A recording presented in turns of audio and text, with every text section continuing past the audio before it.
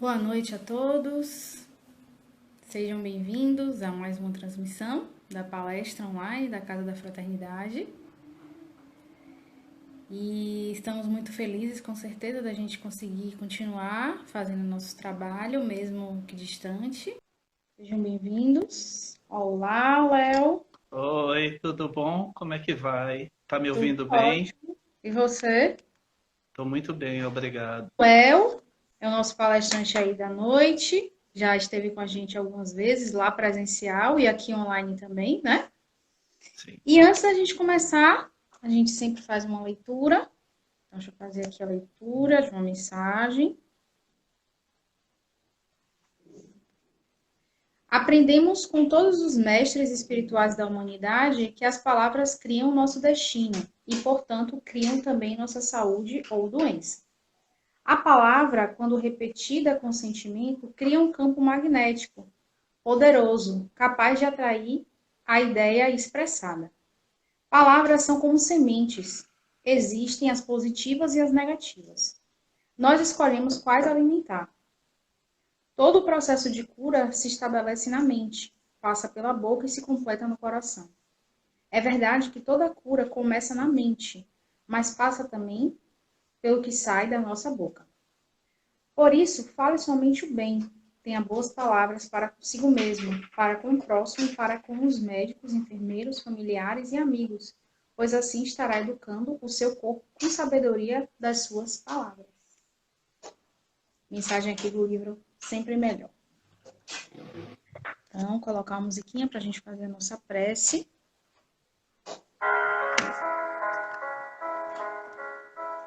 Então, nesse momento, nós podemos fechar os nossos olhos, respirar bem profundamente, permitindo que o ar entre no nosso sistema e acalme nosso coração, nossos pensamentos. Mestre Jesus, nós rogamos a tua presença em nossas vidas e nesse momento de oração. Pedimos a tua proteção e o teu amparo. Pedimos também que permita que todo o ensinamento, tudo que for dito e discutido aqui hoje, possa ser praticado no nosso dia a dia, possa ser compreendido com clareza e com tranquilidade. E com a prece que o Senhor nos ensinou, daremos por iniciado nossas atividades desta noite. Pai nosso que estás nos céus, santificado seja o vosso nome. Venha a nós o vosso reino, seja feita a tua vontade, assim na terra como no céu. O pão nosso de cada dia nos dai hoje. Perdoa as nossas ofensas, assim como sabemos perdoar aqueles que nos têm ofendido. Não nos deixes cair em tentação. Livra-nos, Senhor, de todo mal, que assim seja.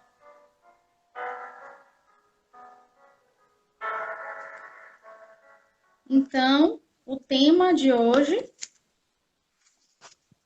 nossos filhos são espíritos. Então, a proposta de Isso. hoje, né, Léo, é a gente fazer algo mais interativo. Você quer explicar? Com você Isso, aí a falar. vou começar explicando sim.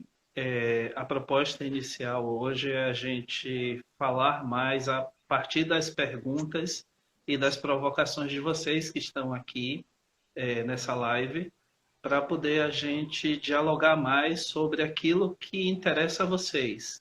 Porque vejam, eu tenho uma consideração, uma visão sobre o tema que talvez não seja aquela que atenda às necessidades de vocês. E aí por isso que a gente hoje tem essa proposta. Luiz bem me fez essa proposta e a gente vai seguir dessa maneira, tá bom? Eu vou fazer uma abertura inicial de apenas mais ou menos 10 minutos para dar um pontapé inicial do tema. É o tempo que vocês vão ouvindo, observando e talvez fazendo as perguntas. A gente vai registrando tudo aqui. Clara, né, Clara? Isso, isso. Clara vai anotando lá, Liliane vai anotando aqui em casa do meu lado e a gente vai registrando e vai selecionando as perguntas para a partir disso a gente responder. Bom, primeira coisa, o fenômeno infância, ele é algo muito recente. Antes se acreditava que as crianças eram mini adultos. E isso está muito bem descrito na ciência pelo historiador, pelos trabalhos do historiador Philippe Arrier, um francês. E ele conseguiu documentos, registros, documentos da Igreja Católica, alguns relatos médicos que descobriram, que fizeram ele descobrir que as pessoas acreditavam que as crianças eram mini adultos e, portanto, não mereciam um cuidado diferenciado. Tanto é que há registros de médico orientando os pais ao trabalho infantil de crianças de 3, 5 anos, 10 horas por dia. E vamos lembrar, naquela época da Revolução Industrial, as grandes máquinas, elas tinham problemas no processo. E para poder adentrar e retirar qualquer entrave, qualquer empecilho, só uma pessoa muito pequena. Isso eram as crianças. Então, dessa forma, o trabalho infantil, ele não tinha nenhum cuidado. A amamentação, a nutrição. As crianças, de fato, eram mini adultos. E não era muito incomum um casal que tivesse 15 filhos perder 5. Ou, no meio da colheita da lavoura, um animal selvagem caçar os filhos e sumir. E, de repente, se dá conta que aquele filho em particular sumiu. Isso era um evento bastante comum.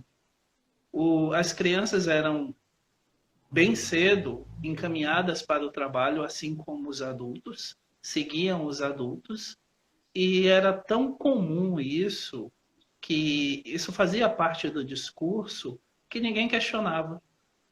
É assim que a gente precisa começar a entender o fenômeno infância a partir dessa transição de um ponto para outro, notadamente no início do século XX, por volta de 1900, 1910. Observem que tudo que eu trouxer aqui são confirmações e constatações de pesquisas científicas, mas que Allan Kardec, a partir de 1857, antecipou muitas dessas aquisições e dessas descobertas da ciência. Então, não se surpreendam se de repente eu falar alguma coisa e vocês recordarem, e eu mesmo citar, que esse conteúdo está no Pentateuco Espírita, ou está em alguma obra de Divaldo Franco, Joana de Ângeles, ou está em alguma obra de André Luiz, ou de Filomeno de Miranda, ou de tantos outros autores. Mesmo antes da ciência descobrir, o Espiritismo já vinha trazendo coisas importantíssimas. Bom, a infância, de um modo geral, ela passa por eventos que são importantes a gente pontuar, e um deles é o que a psicologia descobriu já há muito tempo, chamado de Terrible Two, ou Terríveis 2 anos. Mais ou menos nos 1000 dias de vida de todo ser humano, o cérebro ele passa por transformações profundas, de tal modo que metade das conexões neurais elas se rompem para formar triplicar essas conexões ou quadruplicar, a depender do indivíduo, essas conexões. Isso movimenta uma gama de energia e de processos no cérebro fora do comum. E não é à toa que mais ou menos nos 2 anos de idade, isso varia de indivíduo para indivíduo, há um grande estresse na criança. A criança que antes era dócil passa a responder. A criança que antes era obediente passa a não querer comer, a querer fazer birra, a desafiar os pais. E a gente, antes dessa descoberta, e a maioria das pessoas não sabendo disso, vai tomar o evento como um evento estranho, que causa um certo mal-estar. Mas, na realidade, isso faz parte do processo de evolução e desenvolvimento da criança. Isso ocorre também na adolescência. E não é à toa que os adolescentes estão confrontando os pais, desafiando a ordem e trazendo uma série de questões para que os pais ou os cuidadores eles possam se flexibilizar e tentar encontrar soluções e alternativas para aquilo. Então, a gente tem, por exemplo, esses dois eventos que são importantes a gente estar olhando para entender que faz parte do processo comum de evolução e de desenvolvimento do espírito encarnado passar por essa gama de estresse e passar por esses desafios. Porque na adolescência, por exemplo, o indivíduo ele começa a viver o luto daquela criança mimadinha, pequenininha, que obedece os pais, que segue todos os conselhos, que faz tudo o que quer, que os pais querem, para começar a tomar as suas decisões.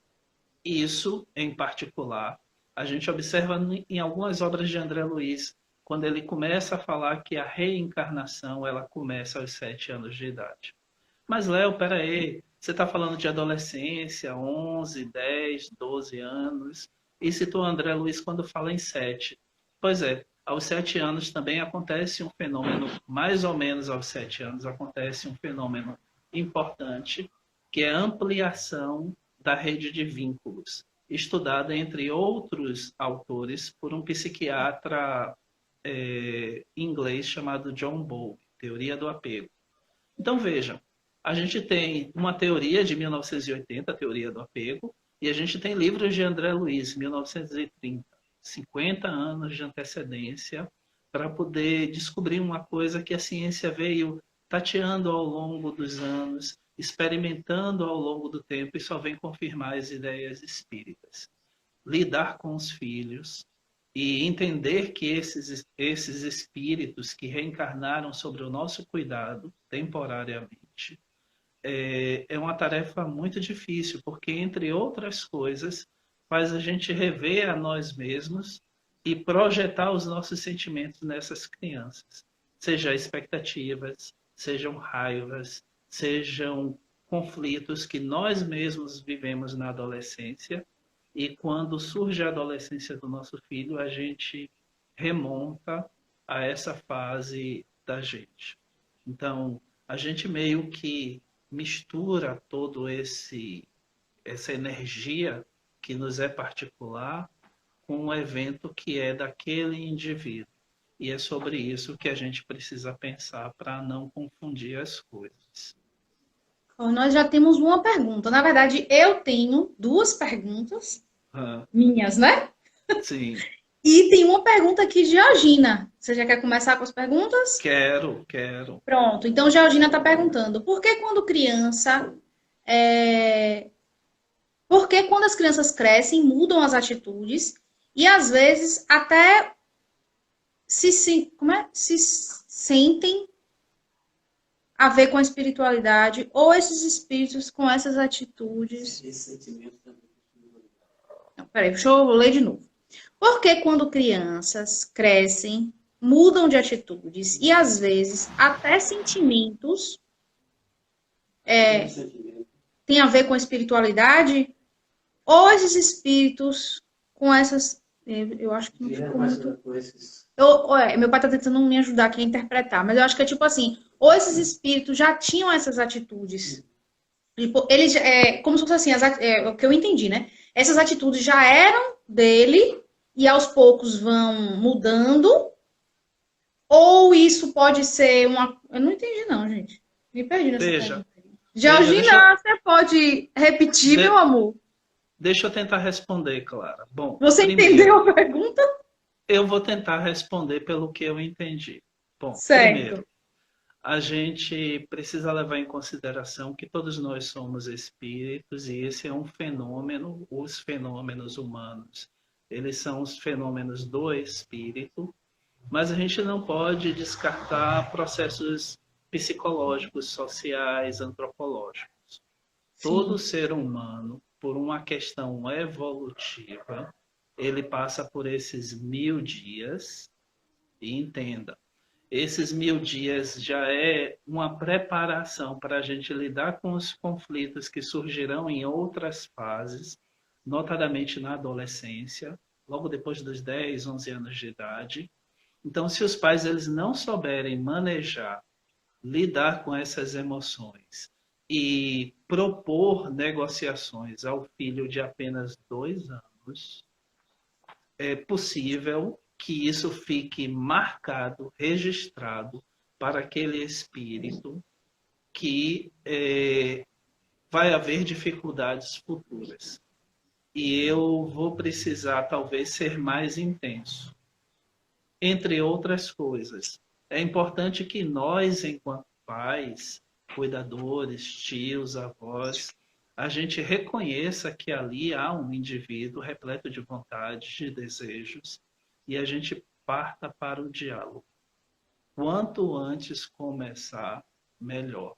E eu lembro de minha filha caçula Lara, que eu ficava na barriga, quando ela ainda estava na barriga da mãe, eu ficava conversando com ela e dizendo bem assim, ó, eu estou aqui para te ajudar. Então, esse diálogo, ele é importante. Mas veja, o espírito também tem suas tendências. O que a gente tem que fazer é pensar numa questão pragmática. Porque se eu pensar que aquilo é um comportamento daquele espírito, eu não vou me lançar em tentar modificar. Porque Sim, não, isso aí é dele, eu vou ficar quieto no meu canto, porque aí é um problema dele. E não é isso. A gente tem que pensar num ponto mais prático, como é, por exemplo, olha, isso pode ser até dele, mas eu vou tentar interferir. E o Evangelho segundo o Espiritismo, no capítulo 14, ele diz que é dever dos pais retirar as ervas daninhas que vão crescendo junto com o indivíduo. Então a gente precisa tentar manejar e propor soluções para isso. Quanto mais cedo, melhor. temos outras perguntas aqui já. Desculpa aí, viu, gente, que eu me embolei toda aí, mas acho que no final deu certo.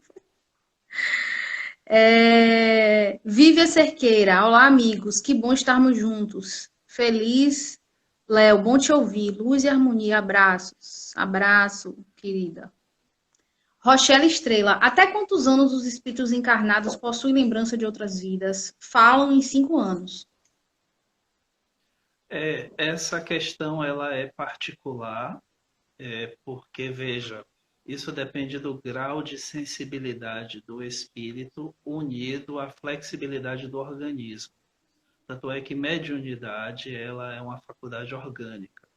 Assim como essas recordações de vidas passadas estão relacionadas também a uma maior flexibilidade orgânica.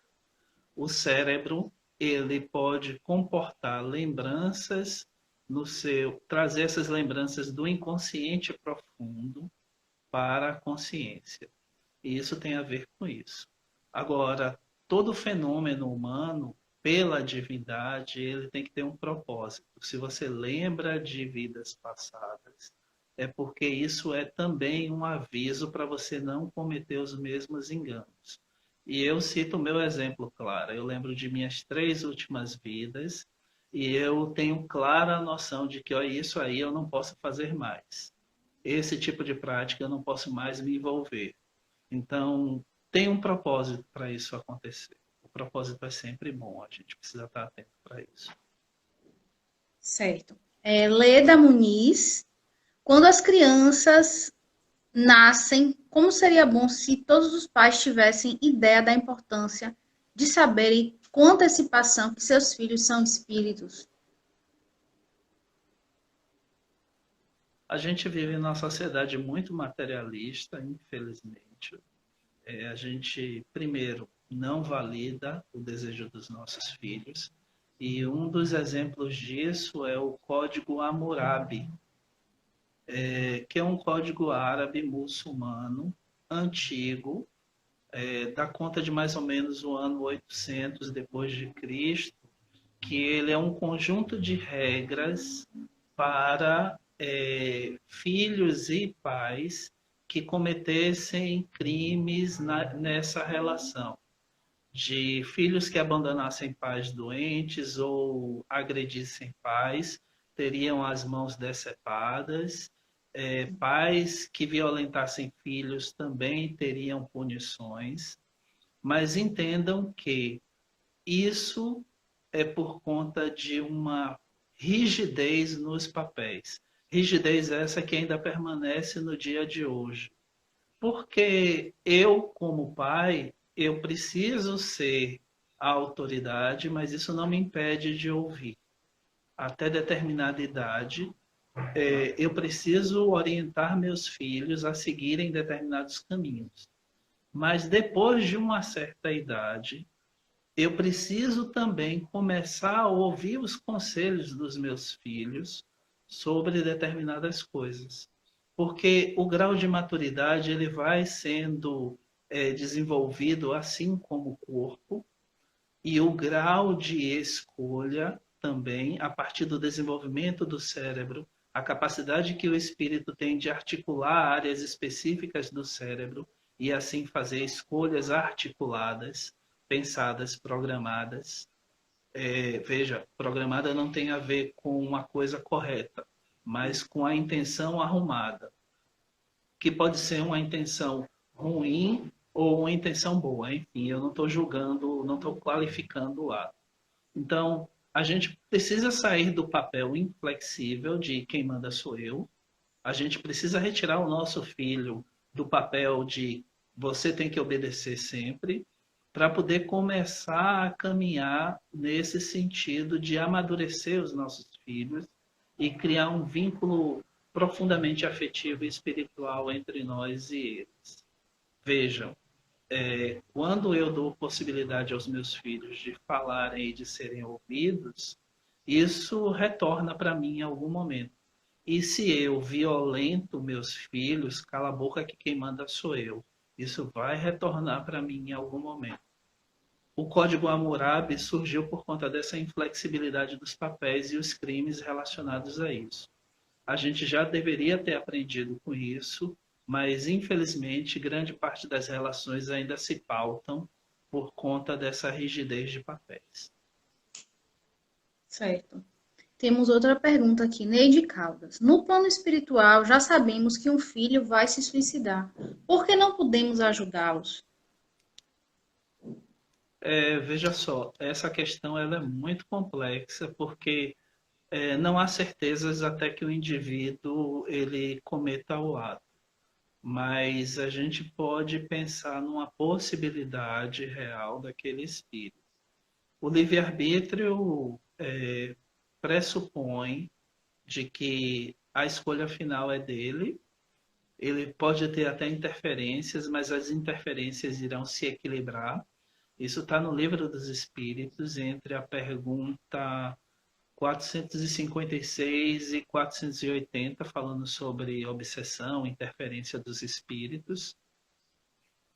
E veja, a gente pode ajudar, mas normalmente a ajuda que a gente classifica e que a gente quer fazer é uma ajuda muito material, muito intrusiva, quando na realidade a gente precisa começar a compreender quais são as razões e as dores por detrás daquele ato. Que muitas vezes o espírito ele não tem com quem falar sobre isso. Ele não tem com quem dialogar. E aí a gente precisa começar, inclusive, a abrir espaço para que ele se sinta confortável para falar das suas dores, das suas angústias, dos seus padecimentos. Fazendo isso, com certeza a gente vai estar dando um passo importante no combate ao suicídio. Certo. Agora que acalmou tem um comentário aqui de Viva Cerqueira. Eu vou falar, depois eu falo minhas perguntas. Léo, se você se lembra das 3 últimas existências, foi através de regressão? Corajoso. Não, não foi através de regressão, foram sonhos que quando eu acordei de manhã, e foram sonhos repetidos, né? Eu tive o mesmo sonho várias vezes. Quando eu acordava de manhã, eu olhava assim para o relógio e perguntava à minha mãe quanto tempo eu tinha dormido, porque a riqueza de detalhes era muito grande e eu tinha a impressão de que tivesse dormido uns 3 dias para sonhar tanta coisa com tantos detalhes. Não, mas foi tudo sobre sonho.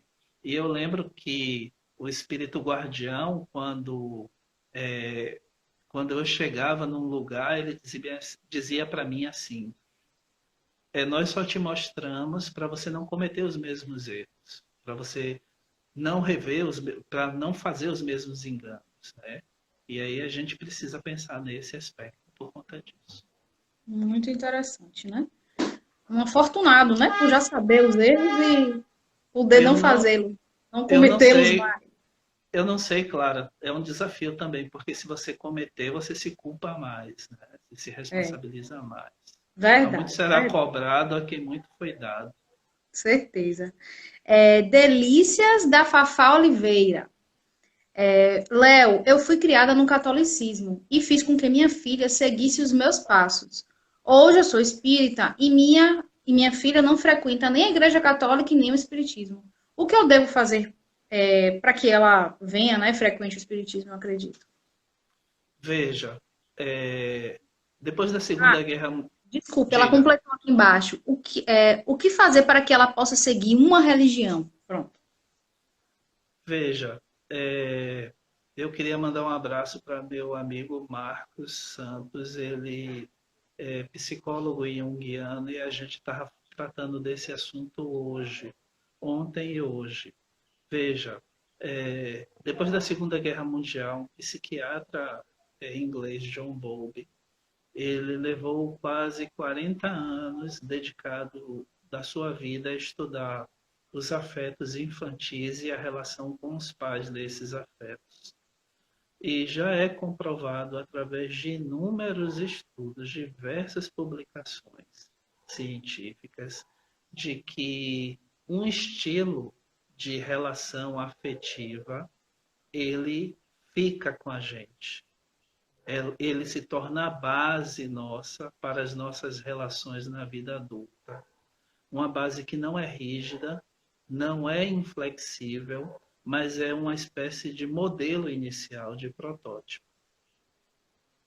Entenda que o que você viveu, o que você disse, o que você fez quando sua filha era pequena, ficou com ela, mais do que qualquer rótulo identificatório desta ou daquela religião. A pragmática, ou seja, o manuseio do dia a dia, dos conceitos práticos, estão todos com ela, a partir daquilo que você fez. Eu digo para todo mundo que criança tem olho na sola do pé e na nuca, não dá para esconder nada dessa galera. Então ela viu tudo muito atentamente, ela guardou todas essas informações e está tudo com ela. Nos momentos difíceis que ela viver, acredite, ela vai usar isso que você deu para ela. E não necessariamente é preciso uma religião, mas uma religiosidade. Eu conheço muito ateu que eu admiro profundamente, que diz, eu não acredito em Deus, isso é errado, tal, mas sai a 1 da manhã para poder distribuir sopa, comida para as pessoas que moram na rua. Então acredite em mim, tá tudo com ela, tá tudo guardadinho com ela. É sobre religiosidade, uma prática do dia a dia, um sentimento profundo e íntimo, bem afetivo, sobre o que a gente está falando. E católica, espírita, evangélica, budista, candomblezeira, ubandista, pouco importa. Maravilha. Lúcia Oliveira, SSA. Léo, como a psicologia orienta pais que já tentaram de tudo, mas o filho continua com rebeldia, grosseria com eles? Primeiro, a gente precisa saber qual é a idade dessa criança, e volto a dizer, a partir dos anos 80, depois da Guerra do Vietnã, se estudou, a psicologia se debruçou muito sobre o estudo das famílias. E nós já temos 40 anos estudando violentamente, profundamente as famílias, e entre outras coisas a gente descobriu que há ciclos. Assim como eu tenho a fase do bebê, todos têm a fase da primeira infância, da segunda infância, adolescência, As famílias têm as suas fases ou os seus ciclos. E nessas fases e nesses ciclos existem estressores específicos. As crianças, elas manejam melhor. Desculpe estar dizendo isso para vocês assim tão na cara, mas eles estão muito melhor adaptados a vencer esses ciclos, a lidar melhor e a suplantar a nós mesmos do que a gente a eles. Então, cabe a gente procurar dialogar, negociar. Se não funcionar, se a coisa está muito intensa, procure um psicólogo. Mas o trabalho da parentalidade, de você assumir a orientação de um espírito que reencarna como seu filho ou como seu sobrinho, enfim, precisa começar desde quando existe gestação. A gente precisa começar a dialogar com o bebê, com o espírito reencarnante, desde que ele seja bebê. E acredite, existe um repertório imenso naquele corpinho pequenininho, cuja capacidade é fantástica para absorver tudo, para dialogar com a gente. Talvez ele não fale, mas ele entende profundamente as coisas que a gente diz. Brinque de piscar com um bebê, todo mundo vai perder.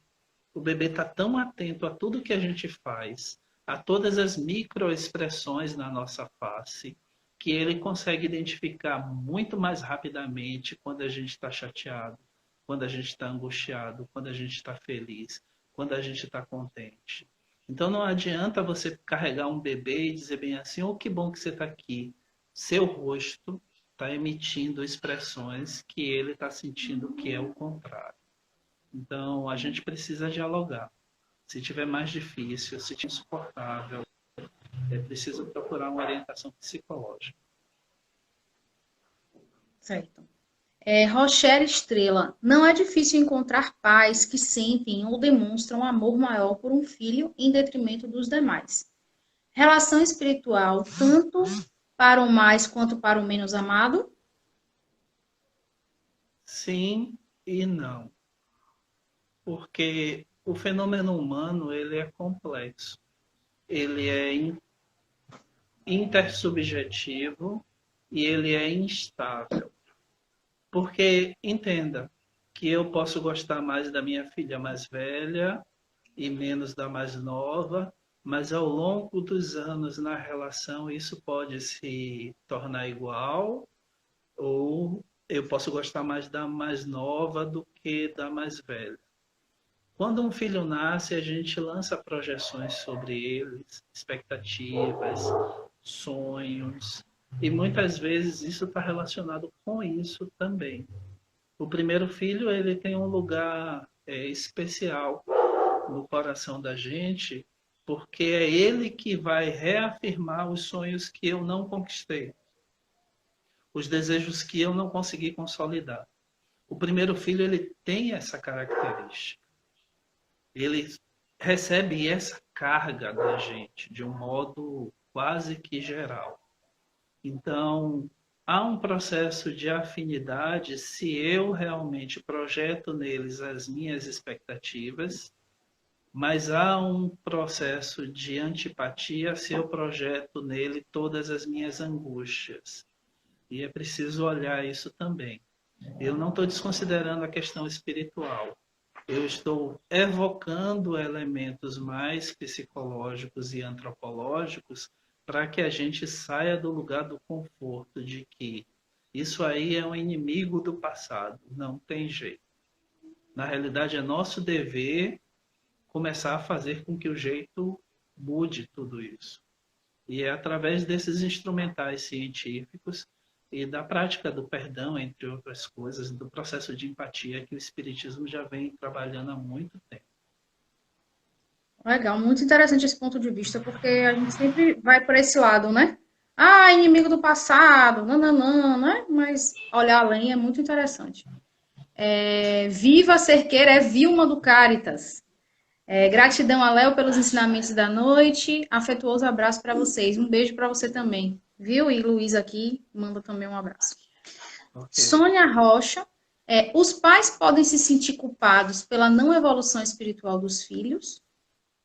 Essa pergunta ela está no Evangelho segundo o Espiritismo, no capítulo 14, honrar pai e mãe. Se o pai e a mãe, ou se os cuidadores fizeram tudo o que estava ao seu alcance, se trabalharam arduamente, se ajudaram, se orientaram, eles não têm por que se culpar. Além do mais, a gente precisa lembrar que nós somos espíritos imortais. Uma vida é menos do que um segundo na eternidade. E aí a gente precisa dar conta de que o projeto para aquele espírito que reencarnou com o nosso filho não necessariamente é inumano. Nós temos esse dilema, essa angústia material conosco.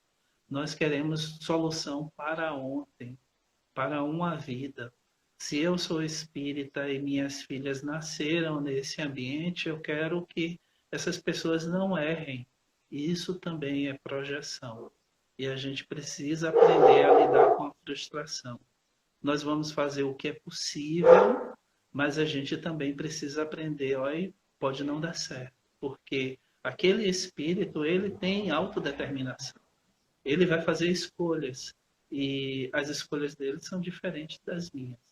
Então, o Evangelho já responde isso e a gente precisa estar atento a essas coisas, de que a gente precisa fazer tudo o que está ao nosso alcance e o Espiritismo traz a palavra esforço, que nenhuma religião trouxe até então, na época de Kardec, né?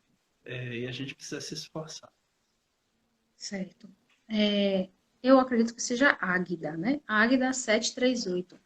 Como agir com uma criança que, mesmo crescendo, fazendo o evangelho no lar, aos 12 anos, passa a duvidar de tudo que acreditava e chega a dizer que é ateia? Que beleza, ou que amor. Sabe por quê? Porque aos 12 anos essa pessoa, essa criança, ela está no processo de ambivalência, que é os sentimentos opostos, eles acontecem e eles são projetados naquele que a gente ama, e é uma afronta para os pais normalmente, é um desafio lançado aos pais dizer que eu não acredito no que eles amam. Então, esse processo faz parte da adolescência. Você precisa se contorcer moralmente. O termo é esse. E não existe gesto maior de amor do que você saber se contorcer para ajudar o outro a compreender melhor o que é o processo de viver na Terra, de, de ter experiências, de se relacionar afetivamente com o outro. Mas é bastante comum essa ira, essa revolta, a negação dos valores tão bem pregados pelos pais, a desconfirmação, a tentativa de desconfirmação dos princípios parentais. Seja bem-vinda à adolescência. Que bom. Eu só quero contar um caso aqui, Clara, que minha filha de 3 anos, a caçula, ou de 12 anos, hoje ela tem 12, mas quando ela tinha 3 anos e meio, ela me deu um grito no supermercado e eu questionando a ela o porquê que aquilo tinha acontecido, né? Seu pai grita com você? Ela, não, com um bico desse tamanho, não. E aí eu perguntei a ela, né, o que que tinha acontecido, tal. Aí ela, eu queria ter 10 anos. Eu aí não entendi. Eu lembrei de minha mãe, que minha mãe sempre dizia, todo assunto de criança é muito sério. Se a gente der risada, a gente vai estar machucando. E aí eu fiquei sério, né? Me esforcei para ficar sério porque era engraçado. Mas eu não entendi por que 10 anos, ela. Porque 10 anos, com 10 anos, o senhor não manda mais em mim. Aí eu olhei para o lado assim, meu Deus, a adolescência chegou aos 3 anos e meio. Eu esperando chegar aos 12, chegou antes. E agora, o que é que eu faço? Né? E aí dialoguei com ela, negociei, aprendi a partir do protótipo parental que eu tinha dos meus pais, dos meus avós. Vamos negociar, vamos conversar, vamos dialogar. Eu entendo o que você diz, eu sei que você é uma pessoa inteligente, Mas nesse momento, com 3 anos, você vai ouvir mais seu pai. Lá na frente, você vai me devolver os conselhos que, por enquanto, eu vou dar para você. E aí foi seguindo, né? A gente venceu aquela etapa juntos e meses depois, quando ela quis alguma coisa que eu disse, olha, não, ela vamos negociar. Então, essas são estratégias que vão ficando. Agora, você não vai conseguir ou vai ter maior dificuldade de conseguir isso se você deixar para começar a fazer isso aos 7 anos de idade, sabe? Mas entenda, Águida, é perfeitamente natural. Os nossos filhos nessa faixa de idade vão alavancar esses processos de negação daquilo que a gente ama como uma tentativa de dizer, pá, eu sou eu, se afaste um pouco mais, porque eu quero tomar as minhas decisões. Senão eu vou te provocar até você não suportar mais. E a gente precisa se contorcer a partir disso. Eu acho que você já respondeu a minha pergunta, porque eu ia dizer justamente isso. Como lidar com essas crianças, né? Que parece que são anões. Eles dizem cada coisa, né? Eles falam e a gente fica, às vezes, sem saber o que dizer, né? Eu não sou mãe ainda, mas pretendo ser. E aí você fica vendo, né? As crianças de hoje em dia, elas falam cada coisa que você fica, meu Deus, eu vou falar o quê, né? Porque é cada pergunta que, às vezes, a gente adulto não pensou nisso ainda. É porque Mas eu acho que é uma estratégia da adolescência. Os adolescentes estudam muito, eles leem bastante para, na hora de confrontar os pais, falar coisas e palavras que a gente não sabe a menor ideia do que significa. Ah, meu pai, você é pleiotrópico. Vai ouvir isso de um adolescente, então, assim, aos pais que estão tendo filhos que estão próximos à adolescência, eu sugiro que vocês leiam bastante, estudem bastante, porque eles vão confrontar vocês, e isso não tem nada a ver com inimizade, isso não tem nada a ver com problemas de um passado anterior, faz parte do repertório esperado da adolescência, o confronto com os pais. Porque a gente não percebe, mas muitas vezes, enquanto pai e mãe, nós somos extremamente dominadores e invasivos. E nós precisamos despertar para essa coisa. E quando a gente não desperta, o filho sinaliza mais contundentemente para a gente. maravilha, Léo, maravilha. Ótimos pontos de vista. Chegaram 3 perguntas aqui por WhatsApp. A pessoa pediu para não se identificar. A gente tem 15 minutos ainda, talvez dê tempo de responder as 3, né? Vamos ver se dá.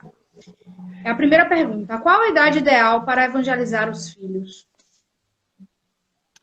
Não existe uma idade, porque veja, o fenômeno humano, a existência humana, isso é Sartre, Paul Sartre, o filósofo, isso é Martin Heidegger, também filósofo alemão. A existência humana ela é singular, ela é única, não existe dois indivíduos iguais. Aquele indivíduo ele vai responder de maneira diferente a todos os outros. Nós somos obras-primas da divindade que não tem cópia no multiverso. Não existe ninguém igual a você no multiverso. Então, não há um modelo pré-fabricado. Mas veja, eu insisto em que as práticas das ações, elas ressoem mais alto do que as palavras.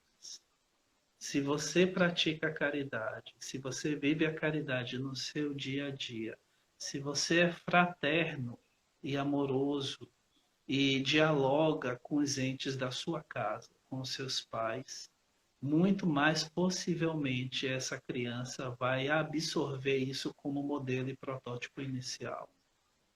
Mais dificilmente se você não fizer isso.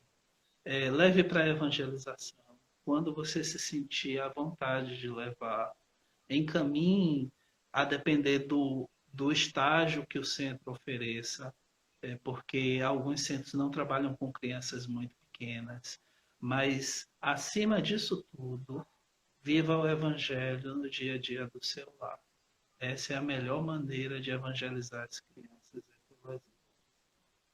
Certo. Eu acho que já até respondeu a segunda, mas de qualquer forma eu vou falar. Nós devemos obrigar os filhos a irem para a evangelização, porque muitas vezes as crianças não querem ir, né? Principalmente os adolescentes, não querem ir de jeito nenhum. Veja, é, Rossandro Kisley, ele tem uma posição diferente da minha. E, poxa, que bom, a gente pode dialogar dessa posição e conversar e ter pontos de vistas. Ele acredita que deve. Eu acredito que a gente precisa negociar, porque a gente precisa reconhecer a autonomia do outro quanto antes melhor. Mas a gente precisa alertar que há consequências a partir daquela escolha. Então, entendam, dialogue, mas não deixe para dialogar quando chegar a adolescência, não. Senão você vai gastar muito mais energia, você vai dormir muito menos noite. Comece desde que é bebê. Comece na barriga, na gestação, porque isso vai ajudar as crianças a seguirem o caminho. Minha sobrinha Clara, hoje ela tem 23 anos, ela nunca foi para a evangelização, mas a gente levava ela aos 3 anos e meio para distribuir sopa na rua. E ela pegava o copo e dava para os moradores de rua e para quem passava para tomar sopa. Ela hoje não é espírita, ela tem um outro segmento religioso, mas a essência disso permanece com ela, seja qual for a religião, de fazer o bem, de conseguir enxergar o outro nas suas dificuldades. Certo. Então, ainda temos uns 5 minutinhos para responder a última pergunta aqui. Como lidar com a sexualidade dos filhos diante das opções de hoje?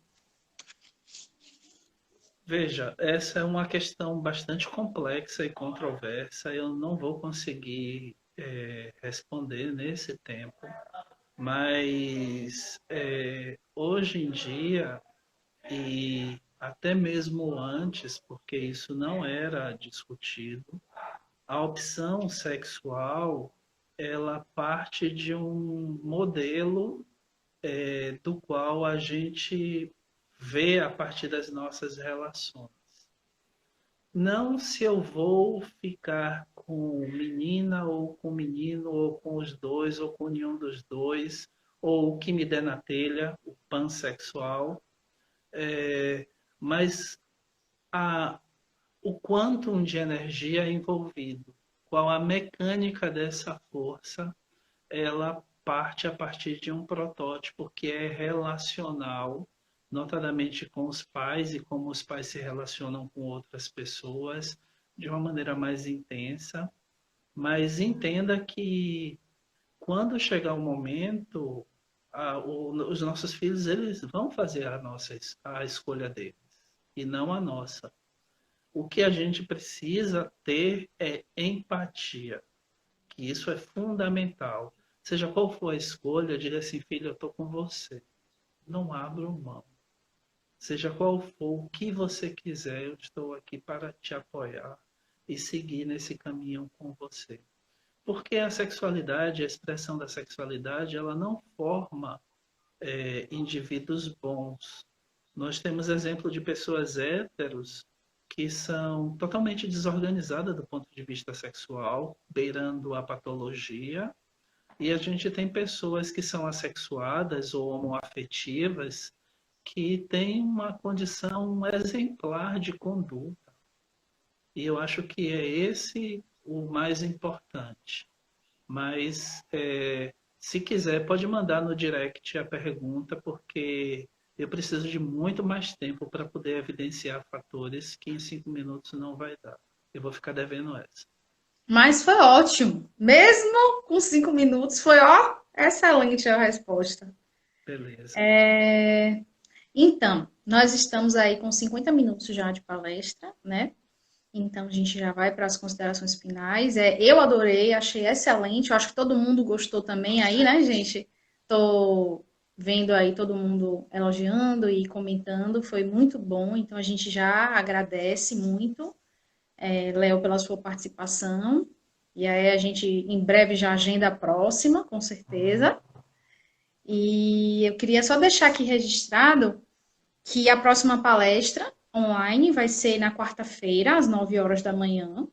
É A Família no Processo de Transformação, com Arivan Neri, tá? Então, Anivan, desculpa, Anivan Neri.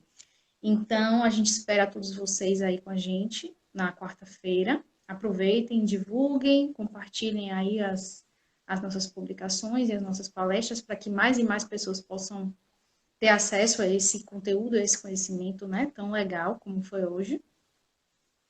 E é isso, Léo. Então, você tem aí ainda mais uns 8 minutos para fazer suas considerações finais.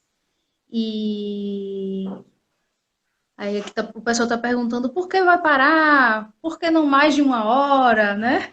É porque o Instagram ele corta a gente com 1 hora, né? Ele derruba. Então a gente sempre termina pelo menos uns 2 ou 3 minutinhos antes para poder a gente ficar com a palestra salva, tá? E aí amanhã ela já vai estar disponível no YouTube e hoje mesmo já fica aí no IGTV. A gente já vai gravar aí no Instagram, se você quiser depois compartilhar com outras pessoas ou reassistir, tá? Muito bom. Então é isso, Léo. Suas considerações finais e a prece final, por favor. Bom, eu só quero agradecer a todos, né, pela oportunidade de ser útil. Eu espero que o que a gente tenha conversado aqui possa servir de modo prático para o dia a dia de cada um aqui. Independente da, do afeto ou do desafeto, se é que essa palavra existe, mas nas dificuldades do cuidado e do trato com os nossos filhos, acreditem no que eu vou dizer, eles nos amam. E nós precisamos ter mais empatia para com esses seres que se aproximaram da gente. É uma oportunidade sem igual ser pai, ser mãe, ser tio, ser tia, ser cuidador, porque isso faz com que a gente reveja os nossos comportamentos e compreenda que os nossos comportamentos têm um impacto direto nas escolhas daqueles indivíduos.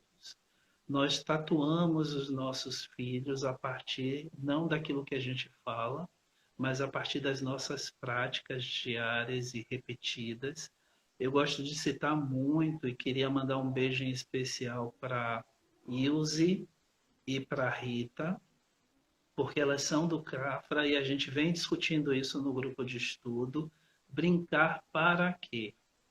Então, essa brincadeira que se repete, brincadeira entre aspas, de ser mandão, de ser autoritário, de ser violento, ela fica tatuada nos nossos filhos como modelo e a gente precisa aprender a tatuar outras coisas, outros modelos, modelos mais sublimes, aqueles que envolvam diálogo, respeito, aproximação, aqueles que envolvam perdão, aqueles que envolvam olhar sobre o outro, um olhar cheio de ternura para o outro, independente se ele é alguém querido da nossa confiança ou se é distante.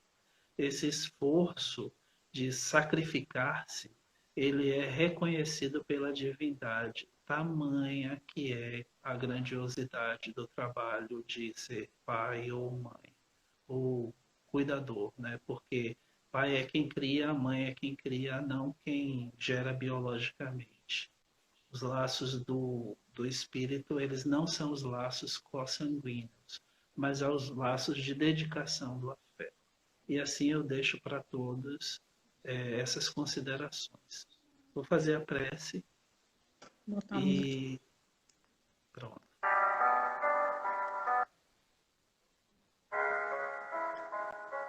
Divino amigo Jesus, abençoa todos aqueles que passam por sofrimentos neste momento, notadamente aqueles que se encontram nos hospitais, aqueles que se encontram solitários e todos aqueles irmãos que desencarnaram na data de hoje. Que todos, sem exceção, possam ser recebidos por espíritos amigos e espíritos luminosos. Que o Senhor nos conduza no dia a dia das nossas dificuldades, entre os silêncios dos nossos pensamentos.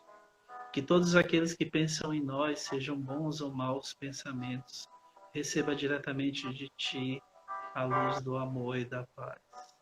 Seja conosco ao longo desses desafios, que são momentâneos e que passarão, segundo a vontade de Deus. Que assim seja. Gratidão a todos. Então é isso, gente. Muito obrigada pela participação. Foi ótimo. Gostei muito desse formato. Acho que a gente pode fazer outras, né? Foi maravilhoso. Sim. Então, obrigada pela participação de todos vocês. Obrigada aí pelos abraços, beijos em todos, tá bom? E aí, assim, a gente encerra a transmissão de hoje. Até quarta, 9 da manhã, tá bom? Um beijo. Tchau, gente. Obrigada, Muito Léo. obrigado. Obrigado também, Tchau. Clara. Tchau. Tchau.